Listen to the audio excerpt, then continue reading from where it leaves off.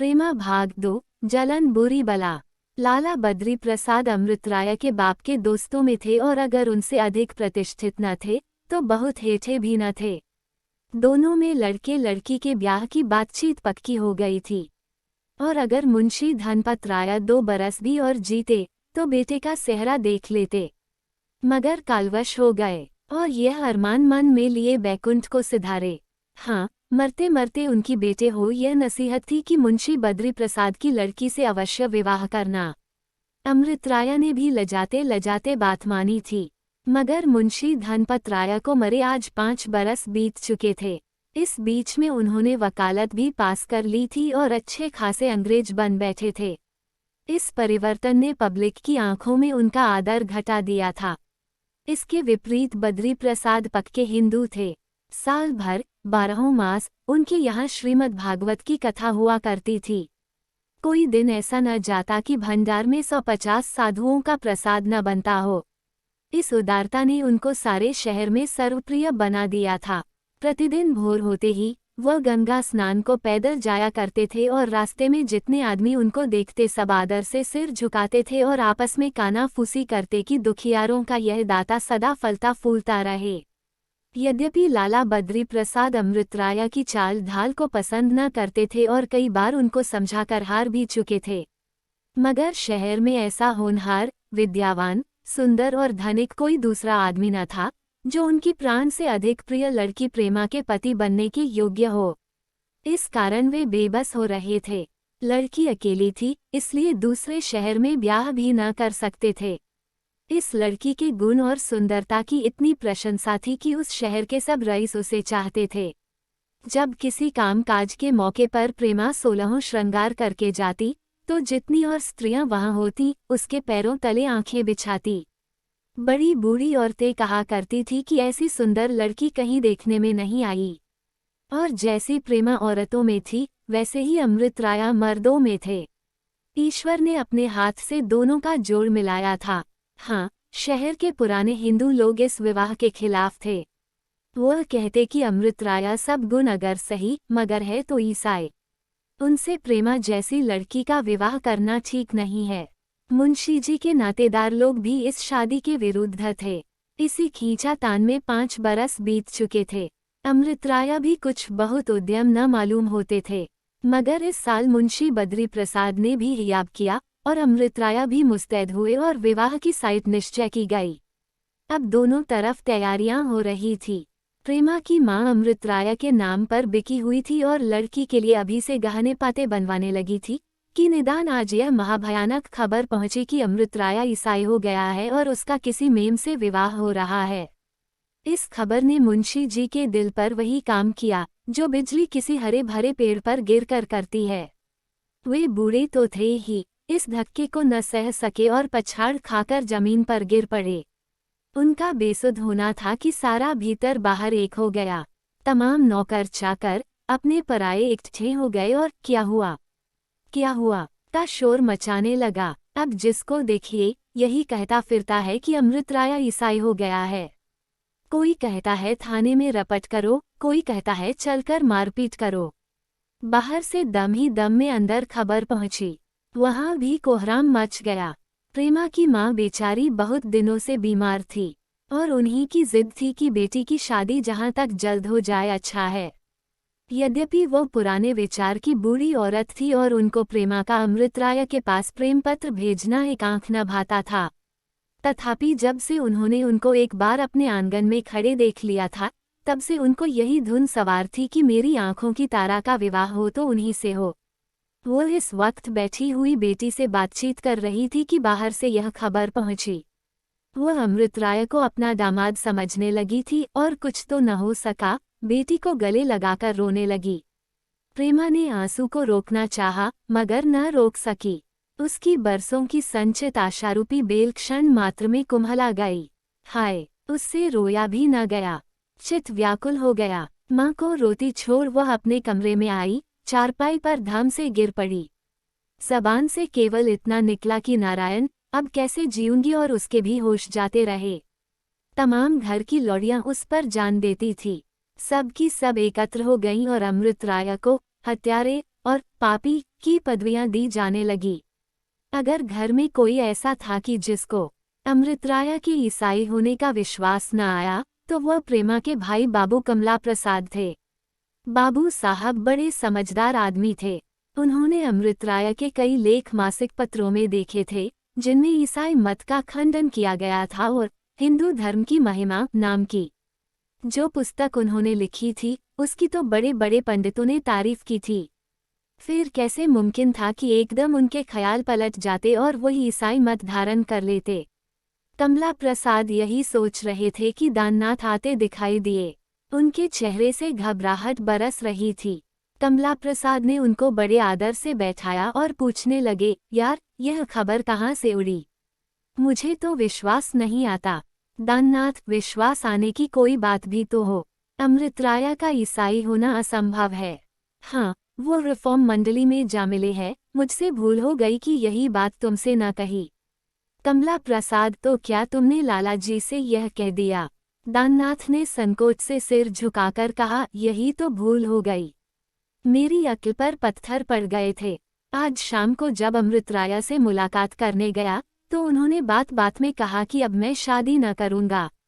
मैंने कुछ न सोचा विचारा और यह बात आकर मुंशी जी से कह दी। अगर मुझको यह मालूम होता कि इस बात का यह बतंगड़ हो जाएगा, तो मैं कभी न कहता। आप जानते हैं कि अमृतराया मेरे परम मित्र है। मैंने जो यह संदेशा पहुंचाया, तो इससे किसी की बुराई करने का आशय न था। मैंने केवल भलाई की नीयत से यह बात कही थी। क्या कहूँ? मुंशी जी तो यह बात सुनते ही जोर से चिल्ला उठे, वो ईसाई हो गया। मैंने बहुतेरा अपना मतलब समझाया, मगर कौन सुनता है। वो यही कहते मूर्छा खाकर गिर पड़े। कमला प्रसाद यह सुनते ही लपक कर अपने पिता के पास पहुँचे। वह अभी तक बेसुध थे। उनको होश में लाए और दाननाथ का मतलब समझाया और फिर घर में पहुँचे। उधर सारे मोहल्ले की स्त्रियां प्रेमा के कमरे में एकत्र हो गई थीं और अपने अपने विचारानुसार उसको सचेत करने की तरकीबें कर रही थी। मगर अब तक किसी से कुछ न बन पड़ा। निदान एक सुंदर नवयौवना दरवाजे से आती दिखाई दी।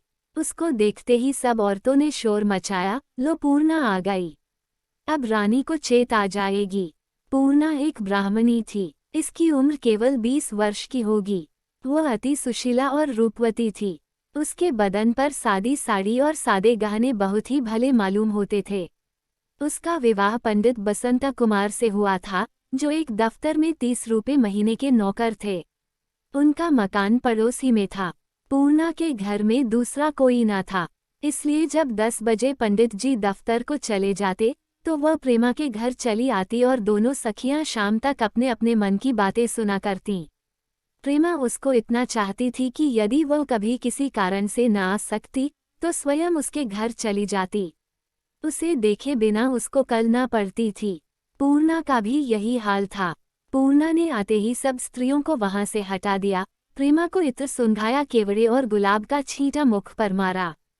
धीरे धीरे उसके तलवे सहलाए, सब खिड़कियां खुलवा दी। इस तरह जब ठंडक पहुंची, तो प्रेमा ने आंखें खोल दी और चौंक कर उठ बैठी। बूढ़ी माँ की जान में जान आई। वह पूर्णा की ब्लाएं लेने लगी और थोड़ी देर में सब स्त्रियां प्रेमा को आशीर्वाद देते हुए सिंधारी। पूर्णा रह गई। जब एकांत हुआ, तो उसने कहा, प्यारी प्रेमा, आंखें खोलो, यह क्या गत बना रखी है? प्रेमा ने बहुत धीरे से कहा, हाय सखी, मेरी तो सब आशाएं मिट्टी में मिल गईं। पूर्णा प्यारी, ऐसी बातें न करो। जरा दिल को संभालो और बताओ, तुमको यह खबर कैसे मिली? प्रेमा, कुछ न पूछो सखी, मैं बड़ी अभागिनी हूँ। रोकर हाय, दिल बैठा जाता है। मैं कैसे जीऊंगी? पूर्णा प्यारी, जरा दिल को ढारस तो दो, मैं अभी सब पता लगाए देती हूँ। बाबू अमृतराय पर जो दोष लोगों ने लगाया है, वह सब झूठ है। प्रेमा, सखी, तुम्हारे मुंह में घी शक्कर। ईश्वर करे तुम्हारी बातें सच हों। थोड़ी देर चुप रहने के बाद वह फिर बोली, कहीं एक दम के लिए मेरी उस कटकलेजिए से भेंट हो जाती, तो मैं उनका क्षेम कुशल पूछती। फिर मुझे मरने का रंज न होता।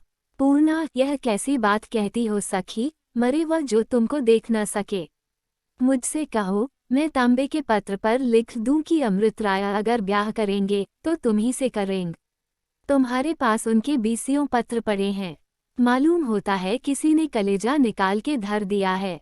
एक एक शब्द से सच्चा प्रेम टपकता है। ऐसा आदमी कभी दगा नहीं कर सकता। प्रेमा, यही सब सोच सोचकर तो आज 4 बरस से दिल को ढारस दे रही हूँ, मगर अब उनकी बातों का मुझे विश्वास नहीं रहा। तुम ही बताओ, मैं कैसे जानूं कि उनको मुझसे प्रेम है। आज 4 बरस के दिन बीत गए, मुझे तो एक एक दिन काटना दूभर हो रहा है और वहाँ कुछ खबर ही नहीं होती। मुझे कभी कभी उनके इस टालमटोल पर ऐसी झुंझलाहट होती है कि तुमसे क्या कहूँ।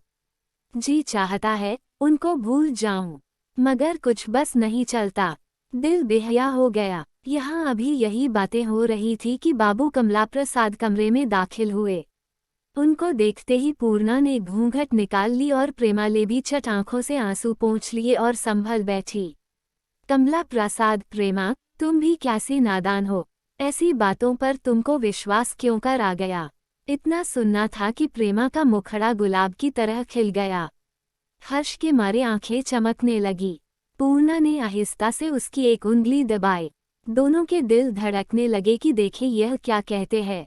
कमला प्रसाद, बात केवल इतनी हुई कि घंटा भर हुआ लालाजी के पास बाबू दाननाथ आए हुए थे। शादी ब्याह की चर्चा होने लगी तो बाबू साहब ने कहा कि मुझे तो बाबू अमृतराया के इरादे इस साल भी पक्के नहीं मालूम होते। शायद वह रिफॉर्म मंडली में दाखिल होने वाले हैं। बस इतनी सी बात लोगों ने कुछ का कुछ समझ लिया। लाला जी अधर बेहोश होकर गिर पड़े। अम्मा उधर बदहवास हो गई। अब जब तक उनको संभालूं कि सारे घर में कोलाहल होने लगा। ईसाई होना क्या कोई दिल लगी हैं, और फिर उनको इसकी जरूरत ही क्या है। पूजा पाठ तो वह करते नहीं, तो उन्हें क्या कुत्ते ने काटा है कि अपना मत छोड़कर नक्कू बने। ऐसी बेसिर पैर की बातों पर एतबार नहीं करना चाहिए। लो अब मुंह धो डालो। हंसी खुशी की बातचीत की। मुझे तुम्हारे रोने धोने से बहुत रंज हुआ। यह कहकर बाबू कमला प्रसाद बाहर चले गए और पूर्णा ने हंसकर कहा, सुना कुछ मैं जो कहती थी कि यह सब झूठ है। ले अब मुंह मीठा करावो। प्रेमा ने प्रफुल्लित होकर पूर्णा को छाती से लिपटा लिया और उसके पतले पतले होठों को चूमकर बोली, मुंह मीठा हुआ या और लोगी। पूर्णा, यह मिठाइयाँ रख छोड़ो उनके वास्ते, जिनकी निठुराई पर अभी कुड़ रही थी। मेरे लिए तो आगरा वाले की दुकान की ताजी ताजी अमृतियाँ चाहिए। प्रेमा, अच्छा अब कि उनको चिट्ठी लिखूंगी तो लिख दूंगी कि पूर्णा आपसे अमृतियाँ मांगती है। पूर्णा, तुम क्या लिखोई। हाँ, मैं आज का सारा वृतांत लिखूंगी।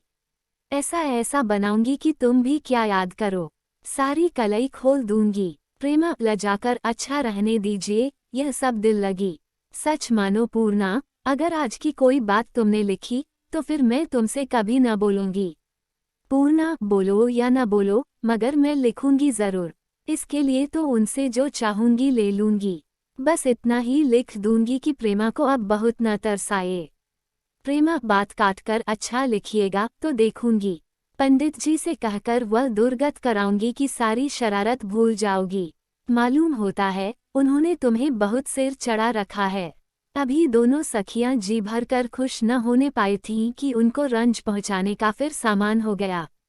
प्रेमा की भावज अपनी नंद से हरदम जला करती थी। अपने सास ससुर से यहाँ तक कि पति से भी क्रुद्ध रहती कि प्रेमा में ऐसे कौन से चांद लगे कि सारा घराना उन पर निछावर होने को तैयार रहता है। उनका आदर सब क्यों करते हैं, मेरी बात तक कोई नहीं पूछता। मैं उनसे किसी बात में कम नहीं हूँ। गोरेपन में, सुंदरता में, श्रृंगार में मेरा नंबर उनसे बराबर बड़ा चढ़ा रहता है। हाँ, वो पढ़ी लिखी है। मैं बोही इस गुण को नहीं जानती। उन्हें तो मर्दों में मिलना है, नौकरी चाकरी करना है। मुझ बेचारी के भाग में तो घर का काम काज करना ही बदा है। ऐसी निर्लज लड़की। अभी शादी नहीं हुई, मगर प्रेम पत्र आते जाते हैं, तस्वीरें भेजी जाती है। अभी 8-9 दिन होते हैं कि फूलों के गहने आए हैं। आंखों का पानी मर गया है और एस कुलवंती पर सारा कुनबा जान देता है। प्रेमा उनके ताने और उनकी बोली ठोलियों को हंसी में उड़ा दिया करती और अपने भाई के खातिर भावज को खुश रखने की फिक्र में रहती थी। मगर भाभी का मुंह उससे हरदम फूला रहता। आज उन्होंने ज्यों ही सुना कि अमृतराया ईसाई हो गए हैं तो मारे खुशी के फूली नहीं समाई। मुस्कुराते, मचलते, मटकते प्रेमा के कमरे में पहुंची और बनावट की हंसी हंसकर बोली, क्यों रानी, आज तो बात खुल गई। प्रेमा ने यह सुनकर लाज से सर झुका लिया, मगर पूर्णा बोली, सारा भांडा फूट गया। ऐसी भी क्या कोई लड़की मर्दों पर फिसले। प्रेमा ने लजाते हुए जवाब दिया, जाओ तुम लोगों की बला से, मुझसे मत उलझो। भाभी, नहीं नहीं, दिल लगी की बात नहीं। मर्द सदा के कटकलेजी होते हैं, उनके दिल में प्रेम होता ही नहीं। उनका जरा सा सिर धमके तो हम खाना पीना त्याग देती है, मगर हम मर ही क्यों न जाएं, उनको जरा भी परवाह नहीं होती। सच है, मर्द का कलेजा काठ का। पूर्णा भाभी, तुम बहुत ठीक कहती हो, मर्दों का कलेजा सचमुच काठ का होता है। अब मेरे ही यहाँ देखो, महीने में कम से कम 10-12 दिन उस मुए साहब के साथ दौरे पर रहते हैं। मैं तो अकेली सुनसान घर में पड़े पड़े कराहा करती हूँ, वहाँ कुछ खबर ही नहीं होती। पूछती हूँ तो कहते हैं, रोना गाना औरतों का काम है। हम रोमिए गाये तो संसार का काम कैसे चले। भाभी, और क्या जानो, संसार अकेले मर्दों ही के थामे तो थमा है। मेरा बस चले तो इनकी तरफ आंख उठाकर भी न देखूं। अब आज ही देखो, बाबू अमृतराया का करतब खुला तो रानी ने अपनी कैसी गत बना डाली। मुस्कराकर इनके प्रेम का तो यह हाल है और वहाँ 4 वर्ष से हिला हवाला करते चले आते हैं। रानी, नाराज न होना, तुम्हारे खत पर जाते हैं, मगर सुनती हूँ वहाँ से विरले ही किसी खत का जवाब आता है। ऐसे निर्मोहियों से कोई क्या प्रेम करे। मेरा तो ऐसों से जी जलता है। क्या किसी को अपनी लड़की भारी पड़ी है कि कुएं में डाल दें। भला से कोई बड़ा मालदार है, बड़ा सुंदर है, बड़ी ऊंची पदवी पर है, मगर जब हमसे प्रेम ही न करें तो क्या हम उसकी धन दौलत को लेकर चाटे। संसार में एक से एक लाल पड़े हैं और प्रेमा जैसी दुल्हन के वास्ते दुल्हों का काल। प्रेमा को यह बातें बहुत बुरी मालूम हुई, मगर मारे संकोच के कुछ बोल न सकी। हाँ, पूर्णा ने जवाब दिया, नहीं भाभी, तुम बाबू अमृतराय पर अन्याय कर रही हो। उनको प्रेमा से सच्चा प्रेम है, उनमें और दूसरे मर्दों में बड़ा भेद है। भाभी, पूर्णा अब मुंह न खुलवाओ। प्रेम नहीं पत्थर करते हैं। माना कि वे बड़े विद्या वाले हैं और छुटपने में ब्याह करना पसंद नहीं करते, मगर अब तो दोनों में कोई भी कमसिन नहीं है। अब क्या बूढ़े होकर ब्याह करेंगे। मैं तो बात सच कहूंगी, उनकी ब्याह करने की चेष्टा ही नहीं है। टालमटोल से काम निकालना चाहते हैं। यही ब्याह के लक्षण है कि प्रेमा ने जो तस्वीर भेजी थी वो टुकड़े टुकड़े करके पैरों तले कुचल डाली। मैं तो ऐसे आदमी का मुंह भी न देखूं।